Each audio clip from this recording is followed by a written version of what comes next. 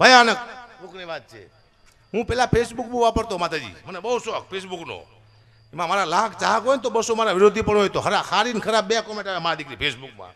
હું આમ ફેસબુકમાં વાંચતો તો આવે વાહ કાભા, ખુશ થઈ જાઉં. વાહ કોણ છે મળતો ફાડ્યો, વાહ ચારણ, વાહ હાવજ, વાહ ગઢવી. ત્યાં નીચે આવે શું હાલી નીકળ્યો, શું હરામખોર. હરામખોર કે આપણને દુઃખની વાત છે. એવા ફેક આઈડી વાળા છે જડતા નથી. પણ મેં 2-3 ગોતી લીધા, તે મારા હગાવાલા નીકળ્યા. બોલો, મારા મામા દીકરો મને રોજ ગાયું દેતું કોમેન્ટમાં. પોતાના માણસો ગાયું દે છે સાહેબ, પારકાભાઈ ટેમ છે નહીં. કારણ કે હમણાં મને એક ફોન આવ્યો હતો કે તમારે એક પ્રોગ્રામ કરવાનો છે, કેટલા પૈસા લઈશો બોલો. મેં તો 2.5 લાખ રૂપિયા. મને કે કૂતરાના રોટલાનો પ્રોગ્રામ છે. મેં તો હું કંઈ સમજો નહીં કે જે પૈસા ડાયરામાં ભેગા થાય છે ને રોટલા કરીને કૂતરાને નાખવાના હગુબા. તો મેં તો 2.5 લાખ રૂપિયા આપજો. મને કે હગુબા તમને કૂતરામાં ખબર ન પડતી શું? મેં તો કાં કૂતરાના રોટલાનો પ્રોગ્રામ છે, શું 2.5 લાખ રૂપિયા? કે કંઈ બોલતા નહીં, 51,000 રૂપિયા આપશો હગુબા. એટલું કૂતરાનું માન રાખો કે કાંઈ વાંધો નહીં. ટૂંકમાં કૂતરાનું લઈ તો લઉં છું, કોઈ મૂકતો છું જ નહીં. પછી માતાજી 51,000 રૂપિયા નક્કી કર્યા. હું સ્ટેજ માથે જઈને બેઠો તો મારી સામે 2 કૂતરા બેઠેલા. એક કૂતરાએ બીજા કૂતરાને પૂછ્યું તો લાંબા વાળવાળાને ઓળખેશ? બીજો કૂતરો કે હા. કે આ કોણ છે? કે આપણામાં જે ભાગ પડાવવા માટે આવ્યો ઈ આ સાલો, આપણે 50,000 લઈ ગયો ઈયા. પછી મને 50,000 રૂપિયા આપ્યા તે. પછી હું ખાંડ, ઘઉં, તેલ, ચોખા, ગોળ આવું લઈને મેં ઘરે આપ્યું. પણ 15 દિવસ સુધી હું મારા પરિવારને બાજ્યો બહુ. એટલે મારું પરિવાર મને કે તમારો સ્વભાવ કેમ કૂતરા જેવો થઈ ગયો છે? કૂતરાનું ખાઈ ગયો એટલે કહેવાનો મુદ્દો કોનું ખાવું એ મહત્વનું બને છે. બધાનું નહીં ખાઈ જવાનું, તમારો સ્વભાવ બદલી જાય છે. રાતે મારો 2:30 વાગ્યા પ્રોગ્રામ પૂરો થયો. મને બહુ ભૂખ લાગી હતી. ત્યાં કોઈ હોટલ હતી નહીં, પણ એક આશ્રમ આવ્યો બાપુનો. મેં તો અહીંયા ગાડી ઉભી રાખો, બાપુ આપણને ઓળખતા છે. ગાડી ઉભી રાખી, બાપુ બહાર આવ્યા. મને કે અકુપા અહીંયા ક્યાંથી તમે? કીધું બાપુ બહુ ભૂખ લાગી છે. કે રોટલા શાક તૈયાર જ છે, બાઈ જાઓ અકુપા. રાતે 2:30 વાગે રોટલા શાક તૈયાર. હું બેઠો હતો, મને આપ્યું શાક રોટલા. હવે મારે શું ટેવું? રોટલાનું બેડકું મૂકું, માથે શાક મૂકું, આમ કરું.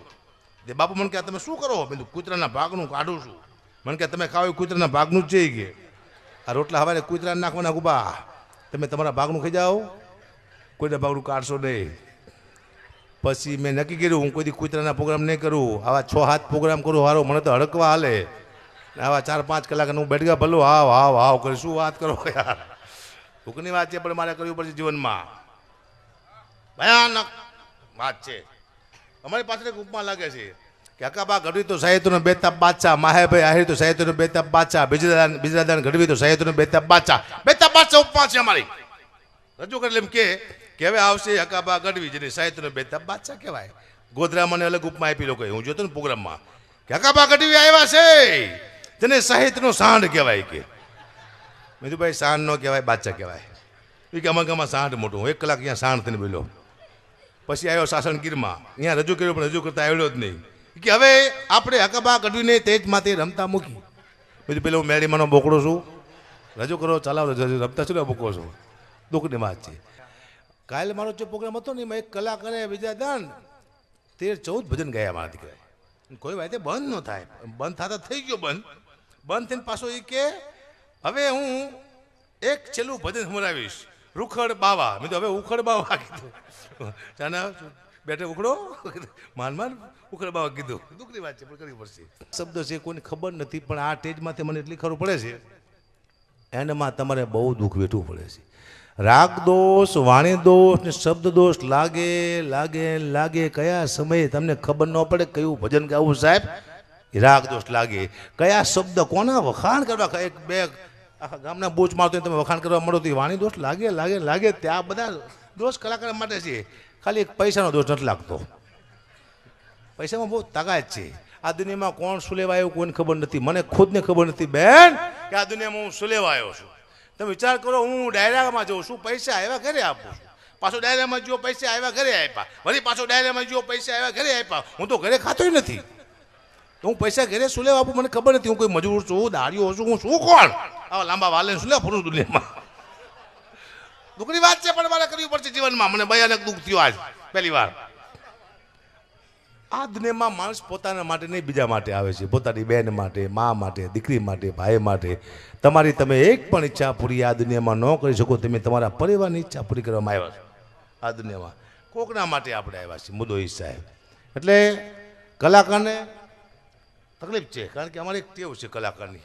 બીજા ભાઈ અમે કલાકાર ગમે ત્યાં જઈએ ને એક વાત ચોક્કસ કરી કે સાહેબ અમે તમને આનંદ કરાવવા માટે આવ્યા છીએ. ના બાપા ના, ધંધો કરવા આવ્યા છીએ.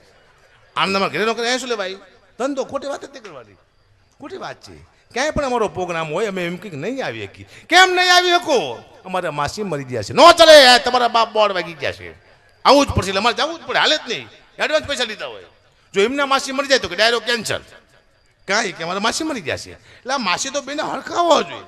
તમારી માસી માસીને મારી માસી રાશિ, આવું કેવું દુઃખની વાત છે. મારે કરવી પડશે જીવનમાં. હવે હું મારા ઓરિજિનલમાં આવી ગયો.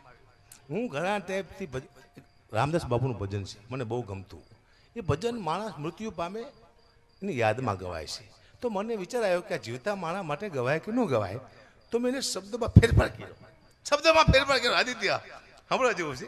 એ ભજન કેવું હતું સાંભળાવું તું. મને ત્યાં પછી ગાય છે. હવે જીવન બનું છે ઉદાસ તમારા ગયા પછી, તમારા ગયા પછી, તમારા ગયા પછી. આ માણસ મરી જાય ને પછી ગાય છે. પણ જીવતા માણસ માટે ગાવ તો કોના માટે ગવાય? કે જે માણસ પોતાની પત્નીથી કંટાળી ગયો હોય, એને ઘરે લેવડાયો હોય પત્નીએ. તો બધી પત્ની એવી ન હોય, પણ કોઈક એવી હોય જે મારા જિંદગી ઝેર કરી નાખી હોય, તો એ પત્ની માટે ગાય તો શું ગાય? જીવન બન્યું છે ઉદાસ તમારા આવ્યા પછી, તમારા આવ્યા પછી, તમારા આવ્યા પછી. દેણું થઈ ગયું છે હદ પાર તમારા આવ્યા પછી, તમારા આવ્યા પછી. મગજ મારું નથી કરતું કામ તમારા. આ અદ્ભુત છે પત્ની પાત્ર છે ને, મેં જોયું. ખતરનાક પાત્ર છે. પત્નીને ખબર જ નથી પતિ કેટલો દુઃખી છે. હું તમને દાખલો આપવા જઈ રહ્યો છું. પતિ માથે કેટલું દેણું છે પતિને ખબર નથી. એને કોઈ ગાયો દીધી છે, કોઈ માર્યો હોય છે. આખો દી કામ કરીને કંટાળીને ઘરે આવે, પતિ સીધી રાડ પાડે છે. બાટલો લાવવાનો છે, છોકરાની ફી ભરવાની છે, આના પૈસા આપવાના છે, આમ છે તેમ છે. મગજ ગંદુ કરે બિચારો. આવીને શાંતિ ન લઈ શકે. પણ હું એટલું કહું, પતિ આવે ત્યારે શું કહેવાય? કે આવો બેસો, પાણી આપવાનું. પછી કહેવાનું તમને કોઈ માર્યા જ નથી ને?